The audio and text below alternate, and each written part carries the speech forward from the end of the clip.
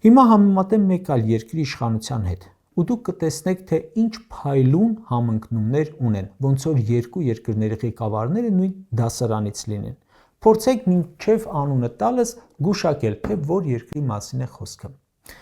Այդ երկրում ընդդիմադիր լրագրողը դատապարտվել է 4 տարվա ազատազրկման նախագահին սպառնալու մեղադրանքով։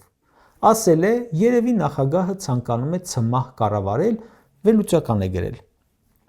Բայց գրել է չի կարող, քանի որ մեր երկրի պատմության հին փորձով ժողովուրդը եթե չէր սիրում ղեկավարին, սպանում էր։ 4 տարով ուղարկել են բանտ։ Որ երկրում են, բացի Հայաստանից, ընդդիմադիրներին բանտերը լցնում։ Այո, Թուրքիա կամ Ադրբեջան։ Նիկոլի նոր բարեկամները։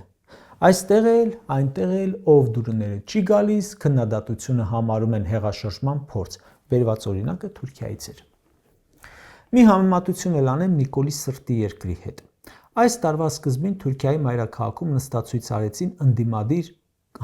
քաղաքապետեր ու պատգամավորներ։ Պատճառն այն էր, որ ՏԻՄ ընտրություններում հաղթած ընդդիմադիր համայնքապետերին Էրդողանը պաշտոնանկ է արել, նրանցից 11-ին կալանավորել։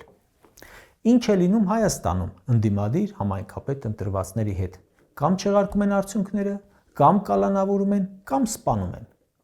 Ասեք, որ շատ լավ փորձի փոխանակում է։ Մի տարբերությամբ։ Անկարայում գոնե թողել են նստածույց անել։ Գյումրիում մենք տեսանք, թե ինչպես Վարդան Ղուկասյանին տանելու ժամանակ բողոքի ակցիա անողների վրա քրգործեր հարուցեցին, կալանավորվածներ կան մինչև այսօր։